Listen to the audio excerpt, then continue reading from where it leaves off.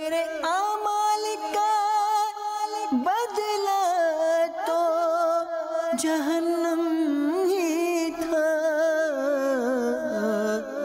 میں تو جاتا مجھے سرکار نے جانے نہ دیا۔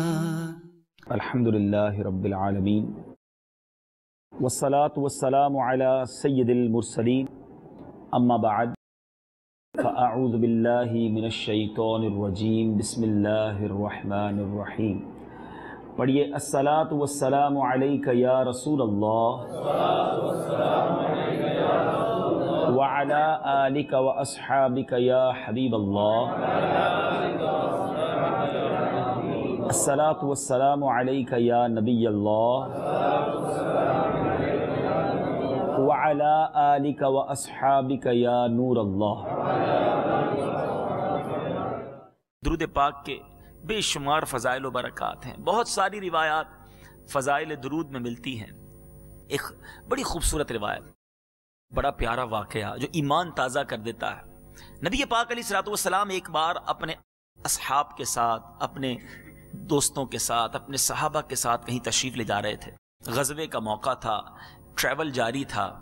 دوران سفر یہ اعلان کیا گیا کہ قافلے والے اپنا کھانا وغیرہ کھا لیں، اپنے طبعی حاجات سے فارغ ہو جائیں۔ اب قافلے والوں نے اپنے اپنے گویا توشہ دان کھولے، ٹفن باکس جس کو ہم کہتے ہیں۔ تو اب اس میں روٹی تو تھی صحابہ کرام کے پاس، سالن نہیں تھا۔ غور کریں، بہت سارے اسلام بھائی بیٹھے ہیں، یہ کن کی بات ہو رہی ہے؟ کونین کے والی صلی اللہ تعالی علیہ وسلم کے ساتھی ہیں، میرے آقا کے اصحاب ہیں، اور کسی پکنک پر نہیں جا رہے تھے، جان دینے جا رہے تھے، غزوے میں جا رہے ہیں۔ مگر صبر کا عالم یہ ہے، اللہ کی رضا پر راضی رہنے کا عالم یہ ہے کہ روٹی ہے، سالن نہیں۔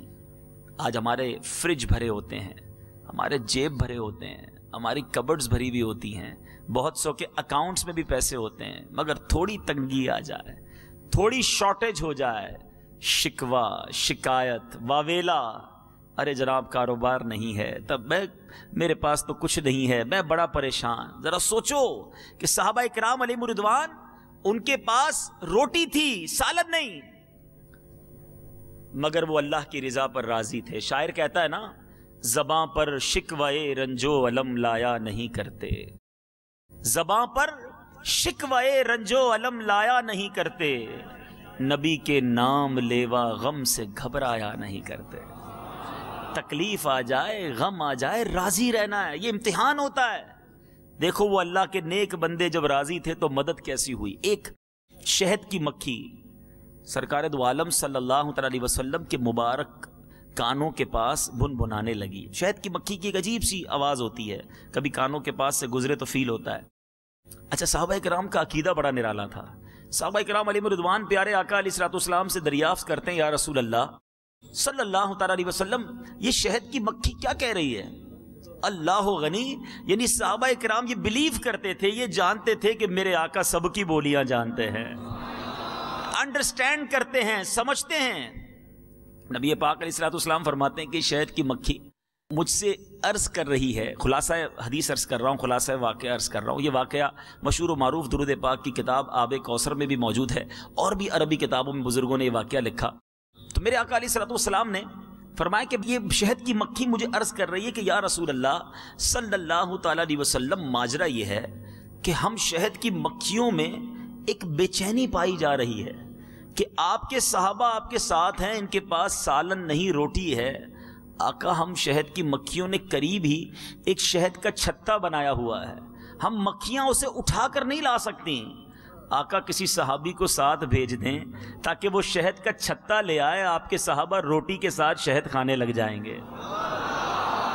نبی پاک علیہ الصلوۃ والسلام نے مولا علی کرم اللہ تعالی وجہ الکریم سے فرمایا، اے علی اس کے ساتھ جاؤ۔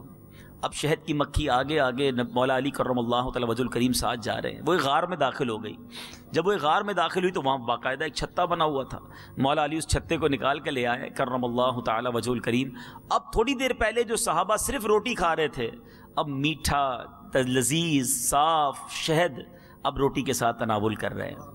थोड़ी देर बाद फिर वही मक्खी या कोई और मक्खी प्यारे आका अलैहिस्सलाम के मुबारक कानों के पास भुनभुनाने लगी।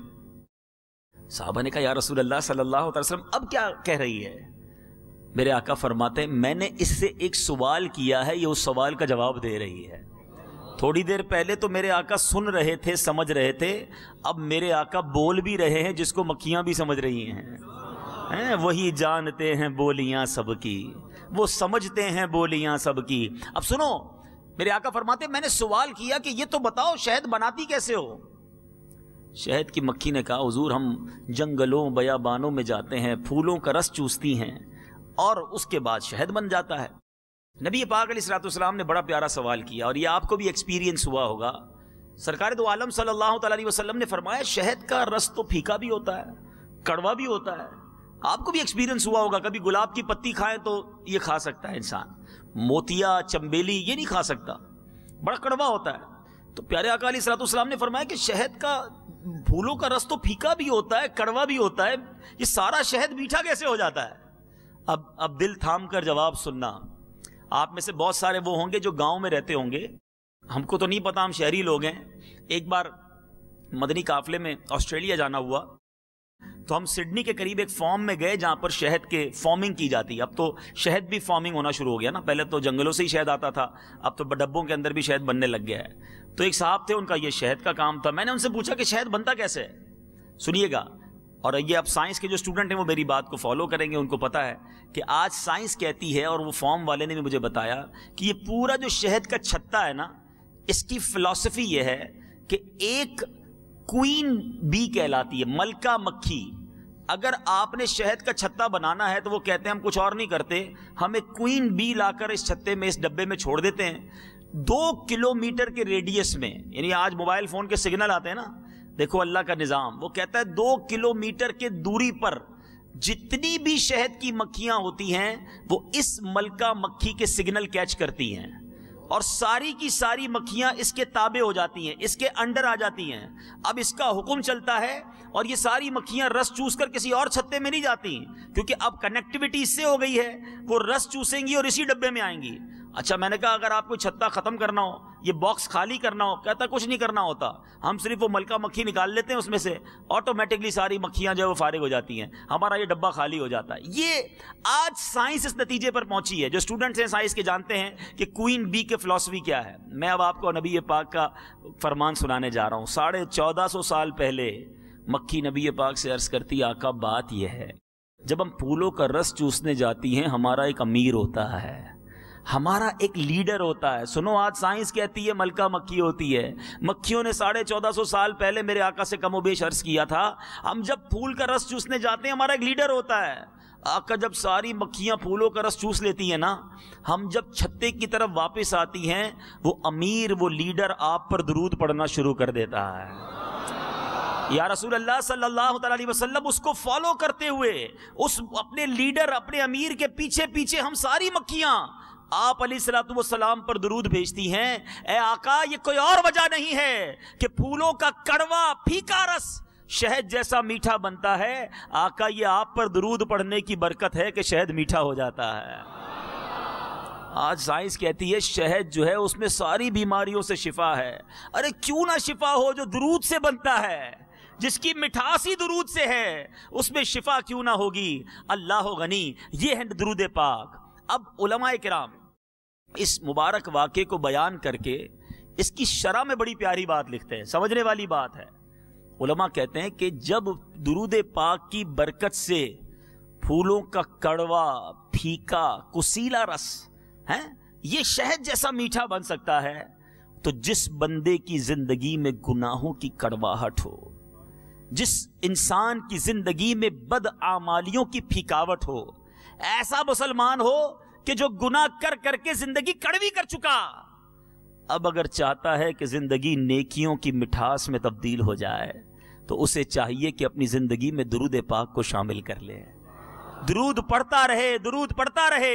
ये कड़वाहटें, ये फीकावटें, ये बेअमली जो है, इंशाअल्लाह ये नेकियों की मिठास शहद जैसी मिठास में तब्दील हो जाएगी। तो ऐ मेरे मीठे इस्लामी भाइयों, शबे बारात, सुभान अल्लाह, मुबारक रात, अच्छी नीयतें करने की रात। ایک اور ایمان تازہ کرنے والی بات بتاؤں، جو شعبان المعظم ہے نا، یہ درود پاک پڑھنے کا مہینہ بھی کہلاتا ہے. اور اس کی وجہ کیا ہے؟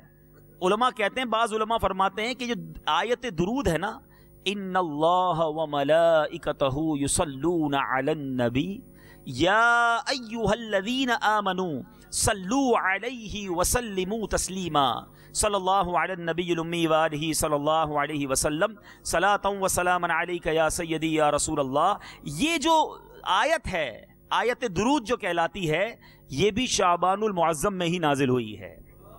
تو اب آج میں بھی نیت کرتا ہوں، آپ بھی نیت کریں کہ انشاءاللہ روزانہ کم از کم 313 بار درود پاک پڑھیں گے.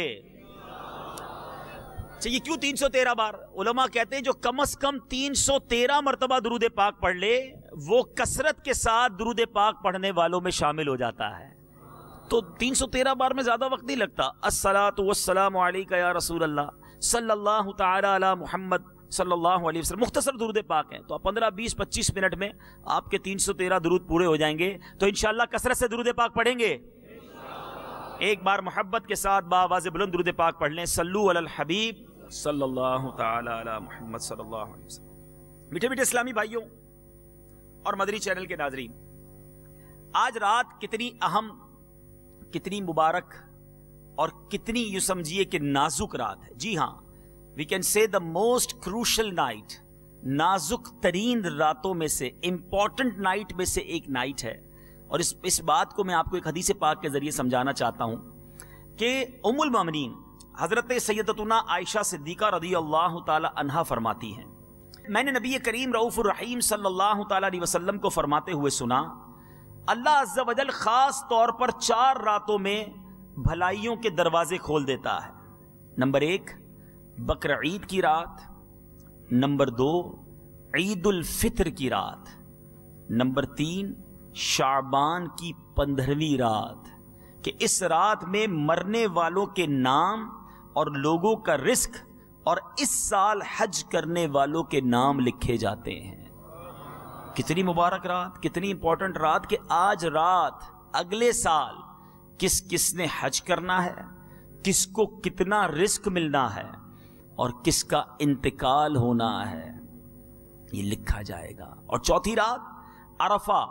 عرفہ کی رات کون سی ہے؟ 8 اور 9 ذوالحجہ کی درمیانی رات. یہ ساری راتیں اذان فجر تک. اب غور کیجئے کہ یہ رات اتنی اہم ہے کہ آج نازک فیصلے ہو رہے ہیں.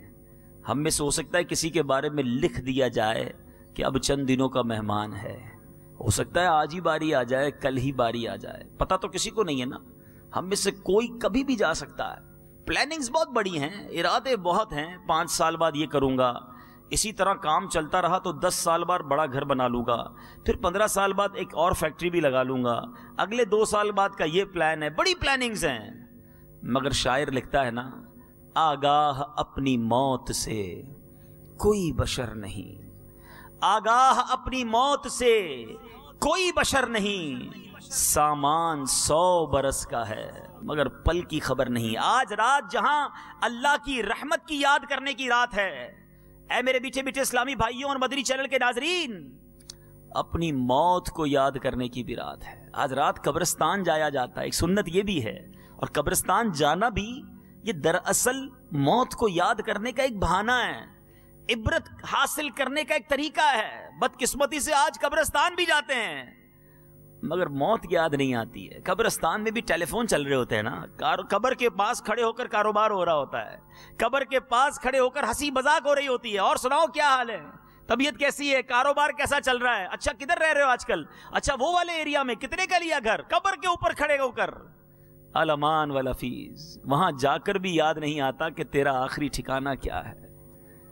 یہی تیری آخری منزل ہے اے دنیا کے گھر بنانے والوں، اور اسی کی رنگینی میں گم رہنے والوں. یہ کیوں نہیں سوچتے کہ میرا آخری ٹھکانہ قبر ہے، وہ کیسی ہوگی. سنو آج کی رات کے بارے میں سیدی غوث اعظم رضی اللہ تعالیٰ عنہ مشہور تصنیف غنیت الطالبین میں کیا فرماتے ہیں؟ فرماتے ہیں بہت سے کفن دھل کر تیار رکھے ہوتے ہیں مگر کفن پہننے والے بازاروں میں گھوم پھر رہے ہوتے ہیں. کافی لوگ ایسے ہوتے ہیں کہ ان کی قبریں خود ہی ہوئی تیار ہوتی ہیں مگر ان میں دفن ہونے والے خوشیوں میں مست ہوتے ہیں. بعض لوگ ہنس رہے ہوتے ہیں حالانکہ ان کی موت کا وقت قریب آ چکا ہوتا ہے. کئی مکانات کی تعمیرات کا کام پورا ہو چکا ہوتا ہے مگر ساتھ ہی ان کے مالکان کی زندگی کا وقت بھی پورا ہو چکا ہوتا ہے. یہ غور کرنے والی بات ہے. یہ کئی بار روایت سنی ہوگی, میں نے بھی کئی بار سنی, مگر سچ بتاؤں اس بار میں نے اس پر ذرا سا غور کیا کہ واقعی ایسا تو ہے کہ مرنا ہے اور تیاری پہلے, ہمیں پتہ ہی نہیں کہ آج کہاں ہوں گے کل کہاں ہوں گے. لیکن یہ جو جملے ہیں نا, اٹس ویری ویری امپورٹنٹ, بڑے دل کو چھونے والے ہیں کہ بہت سے کفن دھل کر تیار رکھے ہوتے ہیں مگر انہیں پہننے والے بازاروں میں گھوم رہے ہوتے ہیں. اب اس کو سمجھیے ذرا. اب مثال کے طور پہ کسی کے کفن کا کاروبار ہے, ہوتا ہے, کفن صاف کرتے ہیں, دھوتے ہیں. میں آپ سے سوال کرتا ہوں, آج کفن کا کام کرنے والے نے جس کا کفن ریڈی کیا وہ تو مرا نہیں ہے نا, وہ تو بازار میں گھوم رہا ہے. ہو سکتا ہے مجھ میں اور آپ میں سے کوئی ہو جس کا کفن آج دھلا ہوگا, کیونکہ کفن پہلے ریڈی ہوتا ہے, مردہ بعد میں آتا ہے, اور پھر بازار میں فون جاتا ہے یا جلدی سے کفن لانا, کسی کا انتقال ہو گیا. اٹ مینز کہ ہمارا کفن پہلے ہی تیار ہے. ہو سکتا ہے آج تیار ہو گیا ہے اور کل میں نے وہ پہننا ہے. میں بازار میں اپنے مہنگے کپڑے سلوا رہا ہوں, میں مہنگی جناب گارمنٹس آفس پر جا کر, گارمنٹ کی دکانوں پر جا کر شادی کی تیاری میں لباس خرید رہا ہوں.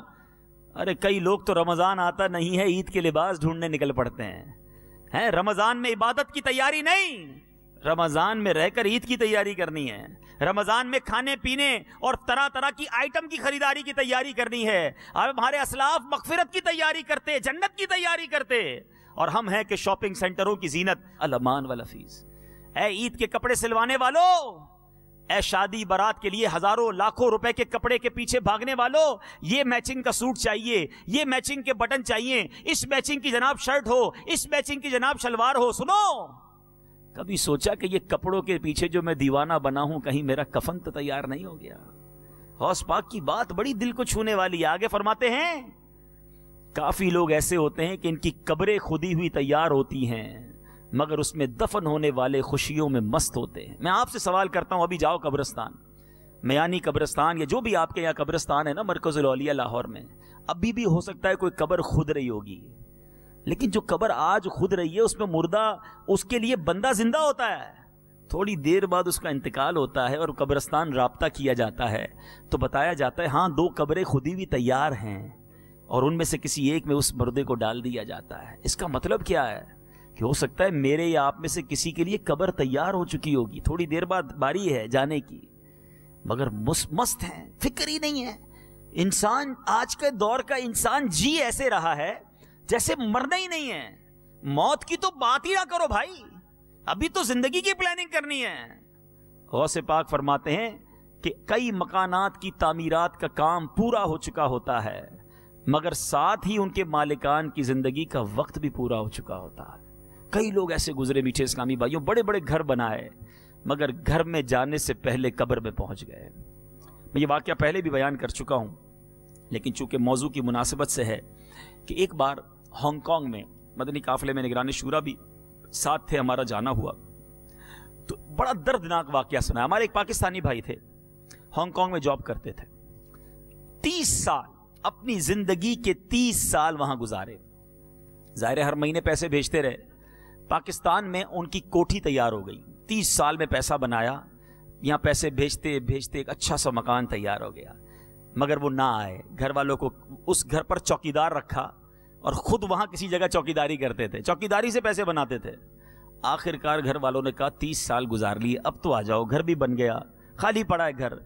اب اس نے دوستوں کو بلایا, کہا بہت ہو گیا, بڑا پیسہ بنایا, بڑی محنت کی, اب باقی زندگی سکون سے گزاروں گا, اب بیوی بچوں کے ساتھ ٹائم گزاروں گا, اب عیش کروں گا, اب سکون کی لائف گزاروں گا. اپنا ہانگ کانگ میں سارا سامان بیچا, جو سامان پاکستان لے جانا تھا وہ فلائٹ میں بک کروایا اور اپنے دوستوں کی ایک پارٹی کی, فیئر ویل پارٹی جو کہلاتی ہے, الوداعی پارٹی. اس الوداعی پارٹی کے دوران ہمارے اس مسلمان بھائی کا ہارٹ فیل ہو گیا. جس فلائٹ سے اس کا سامان آنا تھا اسی فلائٹ سے اس کی میت پاکستان پہنچی. جس کوٹھی کو 30 سال پیسے جوڑ جوڑ کر بنایا تھا, ایک رات اس میں گزارنا نصیب نہیں ہوئی, اس سے پہلے قبر میں پہنچ گیا. आगाह अपनी मौत से कोई बशर नहीं, सामान 100 बरस का है, पल की खबर नहीं। Tonight is the night of remembrance। आज की रात कुछ याद करने की रात है, कुछ सोचने की रात है कि मुझे जाना है, ये ठिकाना नहीं दुनिया मेरा, मेरी मंजिल कुछ और है। आला हजरत एक और जगह समझाते हैं ना, घर भी जाना है मुसाफिर के नहीं, मत पे क्या मार है, क्या होना है, अरे ये तुम्हारा घर नहीं, तुम मुसाफिर हो, यहां तो असल घर तो कब्र है, और वहां जाकर कैसे गुजारोगे हैं। सुनो, आज हम सब चाहते हैं जन्नत में जाएं, हम में से कोई ऐसा यहाँ नहीं बैठा होगा जो ये सोचे कि मुझे जहन्नम में डाला जाए, मगर आला हजरत बड़ी बड़ी चोट करने वाली बात लिखते हैं, फरमाते हैं काम जिंदा के किए और हमें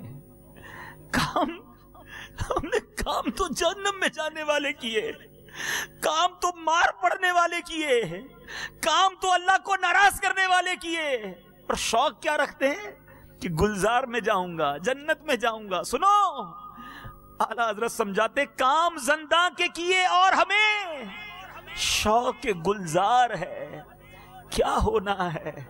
सोचो, काम कौन से कर रहे हो, जन्नत का बाग बनाने वाली कब्र होगी या दोज़ख का घड़ा। मीठे मीठे इस्लामी भाइयों, कई बार कब्रिस्तान गए होगे, कभी गौर किया कि ये सारी कब्रें एक जैसी दिख रही हैं, मगर अंदर से एक जैसी नहीं, ये सब कब्रों की कहानी मुख्तलिफ है।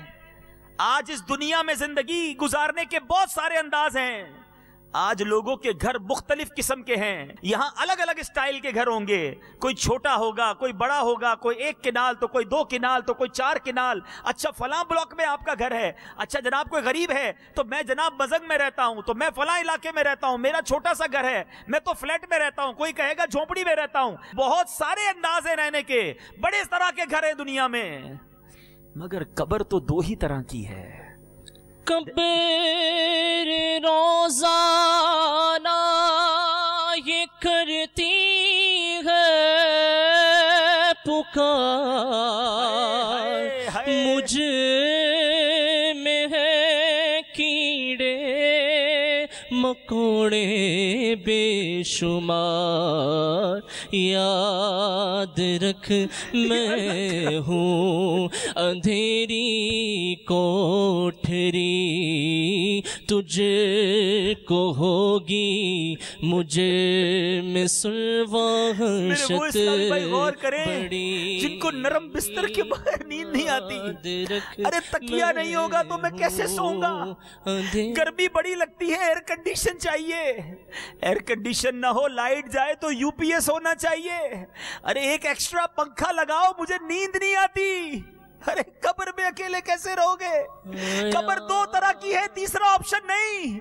मैं अपनी बात नहीं कर रहा, जिस आका का कलमा पड़ा है मैं उनका फरमान सुनाता हूँ। नबी पाक सल्लल्लाहु ताला अलैहि वसल्लम का फरमान आलीशान है। मेरे आका फरमाते हैं, हदीस पाक का खुलासा है कि कब्र 2 तरह की होती है, या तो जन्नत के बागों में से एक बाग होती है, या तो दोज़ख के घड़ों में से एक घड़ा।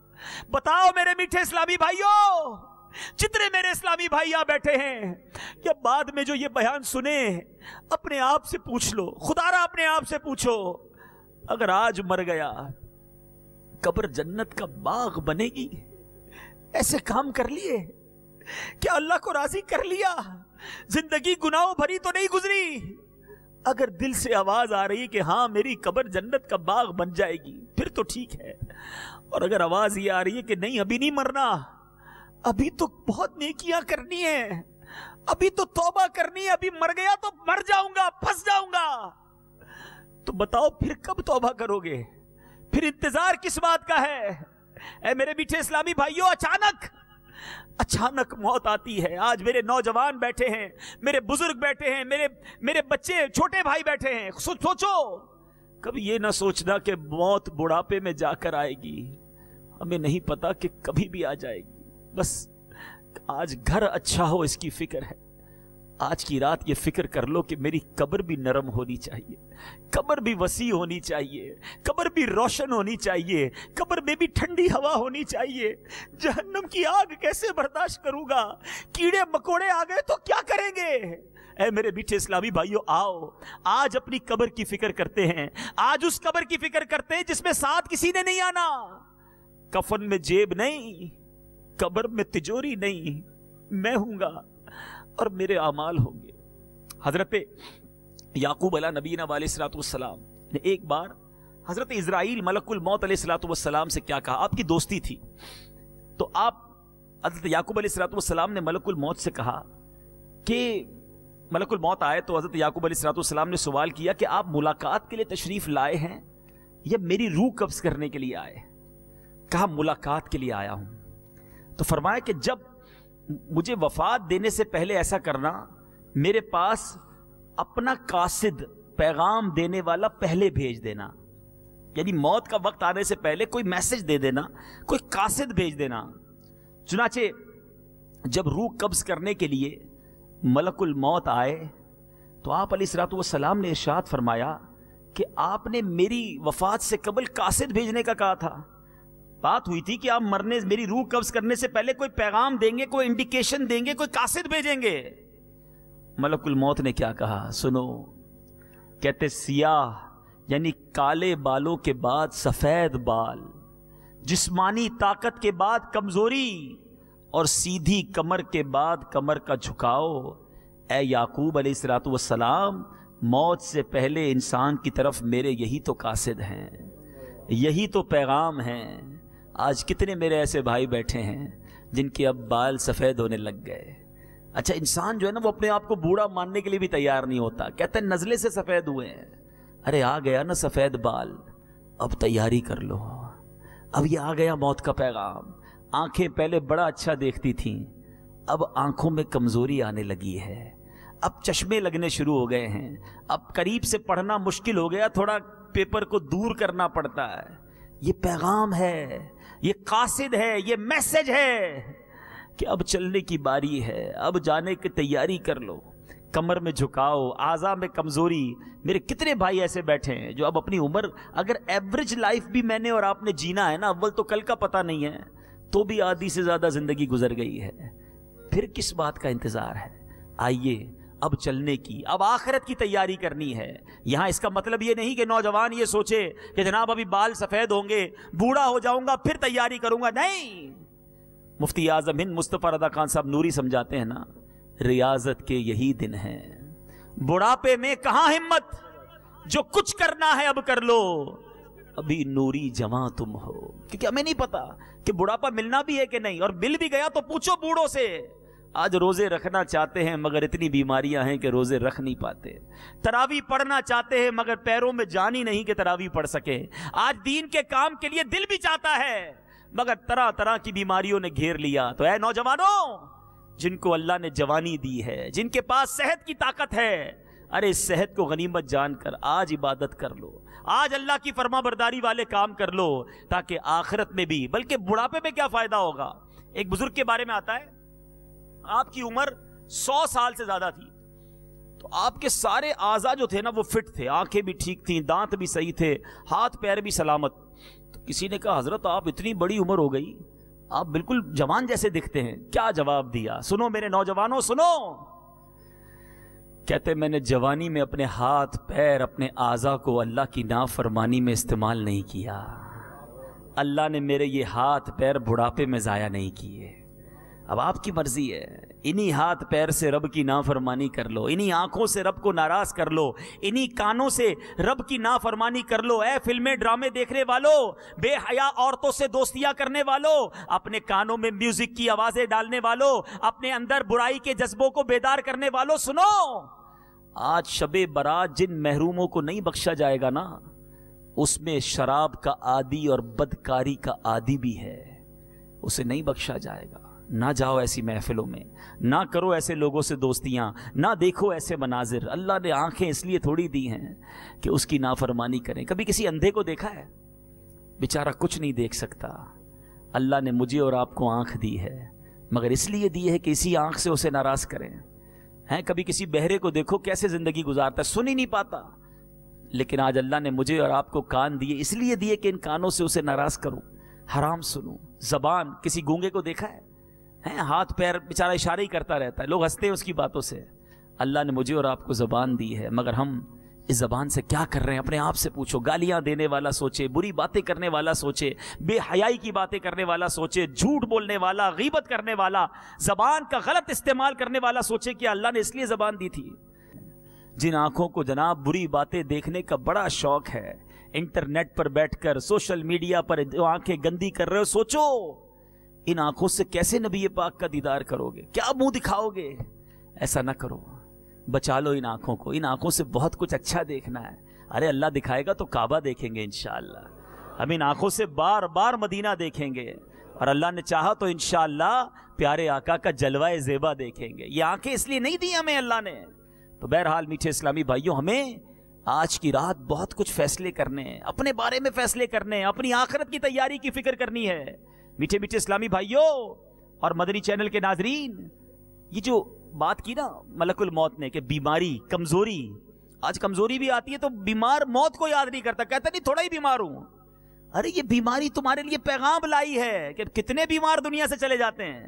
تو جب بھی بیمار ہو تو بندہ موت کو یاد کرے, اپنی حیثیت پتہ چل جاتی ہے. اچھا خاصا ہٹا کٹا انسان بخار ہو تو بستر سے اٹھ نہیں پاتا, آرڈر چلانے والا بندہ بالکل مفلوج ہو جاتا ہے. اپنی حیثیت پتہ چل جاتی ہے کہ یار پیٹ خراب ہوا, ایک دن میرا پیٹ خراب ہوا, پیروں میں جان ہی نہیں رہی. تو تمہاری حیثیت کیا ہے یہ تمہیں بیماری بتا کر جا رہی ہے. اگر پھر بھی انسان ٹھیک ہوتے ہی اللہ کی نافرمانی شروع کر دیتا ہے, ٹھیک ہوتے ہی نمازیں قضا ہو رہی ہیں, ٹھیک ہوتے ہی جناب پھر رب کو ناراض کرنے والے کام ہیں. ارے یہ سارے پیغام ہیں تمہارے لیے کہ تمہاری حیثیت کیا ہے اور تمہیں کہاں جانا ہے. البتہ جب بیماری آئے تو میٹھے اور پیارے اسلامی بھائیوں, بیماری میں اللہ تبارک و تعالیٰ کا شکر ادا کرنا چاہیے, صبر کرنا چاہیے. حضرت عطا بن یسار رضی اللہ تعالیٰ عنہ سے روایت ہے کہ جب کوئی بندہ بیمار ہوتا ہے تو اللہ تعالیٰ اس کی طرف 2 فرشتے بھیجتا ہے اور ان سے فرماتا ہے دیکھو یہ عیادت کرنے والوں سے کیا کہتا ہے, سنو. جو بیمار شکوے شکایت کرتے رہتے ہیں, بس جناب بڑا سر میں درد ہے, بہت پیٹ میں درد ہے, بالکل تباہ ہو گیا ہوں, شفا ہی نہیں ملتی ہے, پتہ نہیں کیا جرم کر لیا تھا کہ بیماری جاتی ہی نہیں ہے, اے شکوے شکایتیں کرنے والوں سنو, اللہ فرشتے بھیجتا ہے بیمار کے پاس کہ وہ عیادت کرنے والوں کو کہتا کیا ہے, یہ امتحان ہے, یہ ٹیسٹ ہے. اگر وہ مریض اپنی عیادت کے لیے آنے والوں کی موجودگی میں اللہ تعالیٰ کی حمد و ثنا بیان کرے, یعنی شکر ادا کرے, تو فرشتے اس کی بات اللہ کی بارگاہ میں پہنچاتے ہیں. حالانکہ اللہ زیادہ جاننے والا ہے. اللہ فرماتا ہے کہ میرے بندے کا مجھ پر حق ہے کہ میں اسے جنت میں داخل کر دوں, اور اگر اسے شفا دوں تو اس کے گوشت کو بہتر گوشت سے بدل دوں اور اس کے گناہ مٹا دوں. اب آپ کی مرضی ہے, بیماری تو بخشوانے آئی تھی, بیماری تو رحمت دلانے آئی تھی, بیماری تو درجے بلند کروانے آئی تھی, مگر ہائے شکوے شکایات کی عادتیں, ہائے واویلا کرنے کا انداز, شکوے ہی کرتے رہتے ہیں, تھوڑی تھوڑی بات پر آپ لوگوں کو بتاتے پھرتے ہیں. اللہ کا شکر ادا کرنا سیکھو. ابھی پچھلے دنوں ایک تحریر میری نظر سے گزری, انسان کی حیثیت کیا ہے اور اللہ کی نعمتیں کتنی ہیں, مگر ہم ہیں کہ ناشکرے ہیں. اللہ کی بہت ساری نعمتیں تو ظاہری ہیں نا, ہاتھ پیر آنکھ کان, اس کے بارے میں سوچتے بھی ہیں, سنتے بھی ہیں, اللہ کرے اس کی قدر ہونا شروع ہو جائے. لیکن آپ کو پتہ ہے جو ہمارے منہ میں تھوک ہے, اگر کسی کا تھوک بننا بند ہو جائے, ایک بندے کے بارے میں پتہ چلا کہ اس کا تھوک نہیں بنتا تھا, اس کی حالت یہ ہے کہ اس کو ہر تھوڑی دیر بعد مکھن اپنی زبان پہ لگانا پڑتا ہے. بتایا کہ اگر کچھ 1-2 گھنٹے اگر اس کی زبان تر نہ رہے, کیونکہ تھوک ہی نہیں بنتا, تو یہ زبان لکڑی جیسی سخت ہو جائے گی, تالو سے چپک جاتی ہے, گلا کانٹوں کی طرح خشک ہو جاتا ہے, زندگی بھر رات پوری سو نہیں سکتا, ہر 1-2 گھنٹے بعد اٹھ کر پانی پینا پڑتا ہے, زبان کو پھر تر کرنا پڑتا ہے, تھوڑی سی لکوڈ یا مکھن لگانا پڑتا ہے تاکہ منہ میں چکناہٹ رہے, ورنہ یہ منہ کسی کام کا نہیں رہتا. صحیح گفتگو کرنا مشکل ہے. بتاؤ میرے میٹھے اسلامی بھائیو, اس تھوک کا شکر کس نے ادا کیا؟ کتنی بڑی نعمت. ایک بندے کے بارے میں پتا چلا اس کا پسینہ نہیں بہتا. آج ہم اور آپ اس وقت پسینے میں ہیں نا, بتاتا ہوں یہ کتنی بڑی نعمت ہے. ایک شخص کو پتا چلا کہ اس کو پسینہ نہیں آتا, تو اس کا ایک دوست کہتا ہے تم تو بڑے خوش نصیب ہو, تمہیں پسینہ نہیں آتا. تو وہ غصے سے آگ بگولا ہو گیا, کہتا ہے تمہیں پتا ہے پسینہ کتنی بڑی نعمت ہے؟ میں گرمی میں باہر نہیں نکل سکتا، سارا دن مجھے ٹھنڈے کمرے میں رہنا پڑتا ہے، کیونکہ باہر جاتے ہی جلد اس طرح جلنے لگ جاتی ہے جیسے کوئی آگ لگا دے۔ 1 سے 2 گھنٹے بعد اگر میں باہر رہ لوں تو اب سارا دن بستر پر لوٹتا رہوں گا۔ یہ جو پسینہ ہے نا، یہ ہمارا انٹرنل کولنگ سسٹم ہے، گرمی بڑھتی ہے، پسینہ نکلتا ہے، ہماری جلد کو ٹھنڈا کرتا ہے۔